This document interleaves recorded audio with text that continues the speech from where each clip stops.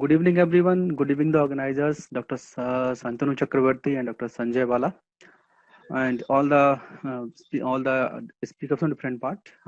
My presentation is based on the weed plant because the presentation before that was based on some medicinal plant or the plant having some important constituent. But my presentation is based on a weed plant, and we are focusing on the different entities, so called antimicrobial peptides from that. So this is the introduction of the problem. You can see there are the two concentric two type of circles having this inside them. The first we can say there are different human pathogens, and out of those all human pathogens, most of them are microbial pathogens, and among microbial we can be limited to bacterial pathogens, and the bacterial pathogens are getting drug resistance among them. It is not that the only bacterial pathogens are getting drug resistant, because there are some fungal and viral pathogens are also reported to be the resistant. So this is the problem that we are focusing on the bacterial pathogens that are developing drug resistance in them. And the solution of the problem is that we can follow the three solutions. We can avoid the reason behind the antibiotic resistance is the the first is the misuse of antibiotics. So by avoiding the antibiotic misuses, we can escape the problem of resistance. And the second thing is that we can boost our immunity, as this was very much evident during the present COVID time. And the third thing is that we have to find out a new therapeutic molecules, new therapeutic entities that may be working by the different mode of mechanism. And the antimicrobial peptides are one such moieties that can help to fight the problem of drug resistance. So this was the solution, and this was a two problem. And now coming to the part of the solution part, we can say that plant are the source of natural drugs, and till date more than 50% of the commercial drug has been extracted or obtained from plant, and still the complete plant resource or complete plant diversity has not been explored. So we can say that there are different plants that are expected to provide many therapeutic and nutritional values molecules. And AMPs are the that type of molecule that are the positively charged proteinaceous molecule that is made up of a small polypeptide from 10 to 15 amino acid long chains. And these are positive in nature, and they have a different sort of mechanism of action that, like, see here you can see these are the mechanism of action, because they are positively charged, so they very well interact with the negatively charged lipid of the bacterial cell membrane.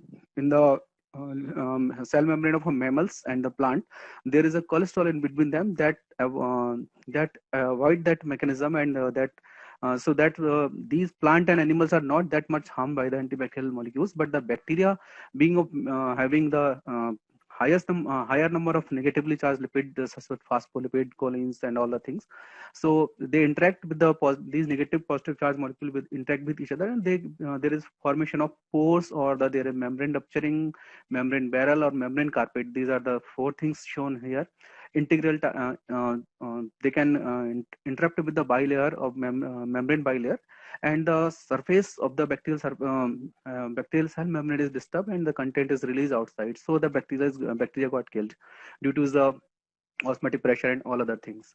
So these are the mechanism by which the antimicrobial peptide act, and because they act by just disturbing the membrane, they don't have any access target or the gene that can a chance of getting modified, or that can be chance of getting mutated. So there is a less chance that the bacteria will get the resistance against antimicrobial peptide as quickly as they are getting against the antibiotic drugs. So with this idea, we took two weed plants. One is Euphorbia heta, the common weed plant grown in Fallon lands, and the second one is Parthenum hysterophorus. That is not only a weed but is also invasive plant, and that is occupying the Indian habitats very fast and disturbing the natural vegetation. For our study, we took three bacteria against which we checked the antibacterial activity of antimicrobial peptide. That was one was E. coli, second was Pseudomonas aeruginosa, and third was Staphylococcus aureus.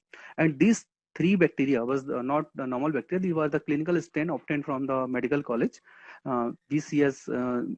G Medical College, Srinagar Garhwal, and these were the drug resistant pathogens. the details is coming further. And this is the outline of the mechanism. We collect the plant material, clean them, all the things in that. But the important thing to consider is here is that we use the TC acetone method for the precipitation, in which we grind the plant material using liquid nitrogen and centrifuge it after mixing with the lysis buffer. And then supernatant was collected, and 1:1 ratio of TC acetone and supernatant was mixed and kept overnight for precipitation. After that, the precipitation we collected the pellet by centrifugation at 10,000 rpm at 4 degrees centigrade for 20 minutes, and then we washed the acetone pellet to remove the traces of TCA from them. After lyophilization we lyophilize the protein pellet for further use, and the protein our estimated using Lowry methods. Okay. So this is the antibacterial activity. The E. coli, Pseudomonas aeruginosa, and Staphylococcus aureus are the pathogens used with our study, and we not only the antimicrobial peptide of these two plants, we compare the activity of antimicrobial peptides from these two plants with the standard antibiotics, and we use 3 antibiotic here: erythromycin, gentamicin, and imipenem. The E. coli, all the 3 bacterial pathogens used in the study were resistant to erythromycin and gentamicin, and the imipenem against the imipenem, E. coli and Staphylococcus was in the limit of sensitive and the intermediate range, but the Pseudomonas aeruginosa was resistant to, in fact, imipenem too. So means we can say we were having 3 species, 2 of them were resistant to erythromycin, gentamicin, and third Pseudomonas was resistant to all 3 pathogens, all the 3 antibiotics. And we use common method, that is Kirby-Watt diffusion method for the antibacterial activity, and agar-Bell diffusion method. And these are the results. You can in the down table, you can see there is a zone of inhibition that was obtained after spreading these bacteria and inhibiting their growth with the help of antimicrobial peptides from Euphorbia hirta and Parthenium histophorus. You can see the maximum zone of inhibition was obtained with the antimicrobial peptides of from E. hirta was against the E. coli, and for Parthenium histophorus antimicrobial peptides, all the 3 bacteria produce almost similar type of zone. Here you can say this was equally effective in controlling the growth of all the 3 pathogens. While we compare the effect of this antimicrobial activity with the standard drug, we can say in the table we can say the effect can be comparable, but the actual thing was that we use 75 to 85 microgram of antimicrobial peptides containing protein fractions, and while the antibiotics this was 15 milligram, gentamicin was 10 milligram, and imipenem was 10 milligram. So we can say 10 compared to 75, it could be a very less amount, and our protein fraction is may not be that much effective as compared to the standard antibiotic.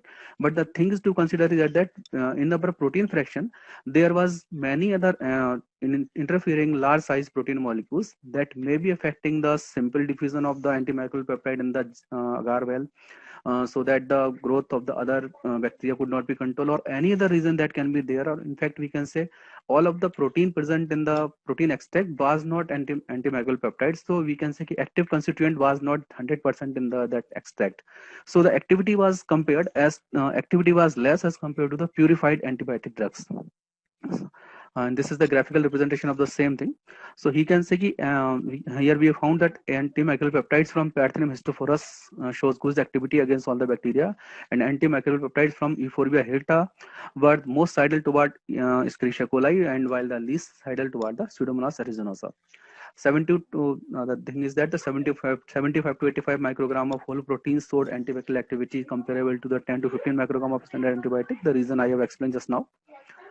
Now coming to the discussion part, we can say that as we expected, because antimicrobial peptide are the molecule that are present in all type of life form, whether it is bacteria, whether it is plant, fungi, or animal, or vertebrate animal, or invertebrate animals.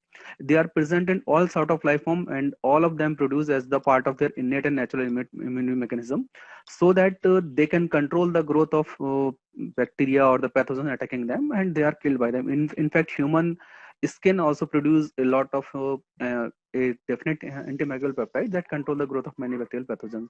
So we expected that any plant will having this type of antimicrobial molecules, and we collected the non-crop plant because having no any medicinal value or unique medicinal value for our study, and we found out that the antimicrobial peptide were present in both these plants, and both of plant shows good antimicrobial activities. And the thing to consider here is that our strain was our all the three strain were drug resistant, but our protein extracted from these two plant, and it was supposed to contain an antimicrobial peptide, shows antibacterial activity, in fact good antibacterial activity against these drug resistant strains. The first erythromycin and the gentamicin work by inhibiting protein synthesis, and the third one that is imipenem in fact inhibit the cell wall synthesis. But our protein extract shows that it can it was still in controlling the growth of these drug resistant bacteria. It means that was having something different that is acting on by the different mechanism, either that was having a different target from these drugs. And then this is the first requirement to search for any molecule that is that can control the growth of drug resistant bacteria. So we can say ki, the antimicrobial peptides as expected are having different target, and that can be used for controlling the growth of drug resistant bacteria. And as it is expected, they are present in all the plant forms and on the life forms, so we can use any of the weed plant to control these. And yeah, the thing is that both plant, some MPs can control the growth of drug-resistant bacteria too. Hence, it can be used against drug-resistant bacteria in purified form. For further purification, isolation, and characterization of MPs. The limitation of our studies is that it was the pilot study only, and we didn't isolate and purify the active any of the active antimicrobial peptide from the from the extracted whole proteins of the plant. In the next study, we are planning to isolate and purify the antimicrobial peptide. There may be one or more than one antimicrobial peptide in the protein extract, and find out its structure, its sequence, and special activities, and modification in that is supposed to yield a new therapeutic antimicrobial peptide that can be a good agent against the drug-resistant bacteria. So at this stage, I also want to show my express toward the collaboration. If anyone is having the good protein sequencing facility at it and protein or peptide sequencing activity at it end, then I would like to collaborate for our research work.